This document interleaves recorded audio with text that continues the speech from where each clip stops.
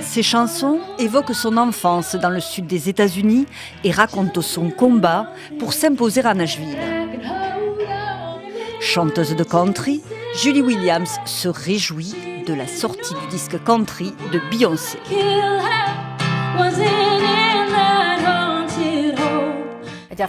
Je pense vraiment qu'il s'agit d'un moment historique pour propulser la musique country noire.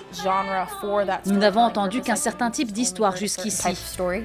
Et selon moi, il y a de la place pour beaucoup d'autres histoires dans ce magnifique patchwork qu'est la musique country. À Nashville, berceau de la musique country, les icônes sont gravées dans le marbre.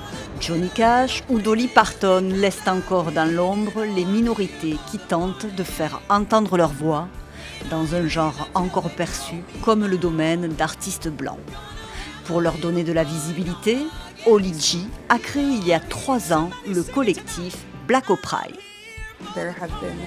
Depuis très longtemps, des centaines de femmes noires tentent de percer dans la musique country. Et la plupart d'entre elles, si ce n'est toutes, ont été ignorées.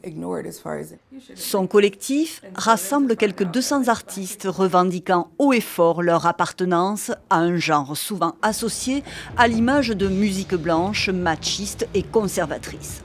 La faute à une industrie musicale qui, selon Holly G, n'a eu de cesse de catégoriser les artistes.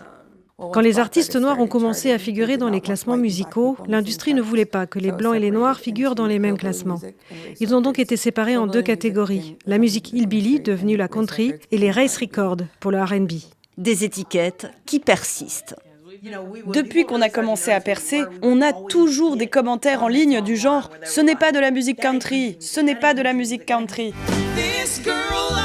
Des chanteuses qui espèrent que Cowboy Carter, l'album de la reine Beyoncé, permettra aux artistes et aux fans afro-américains de se réapproprier la musique country.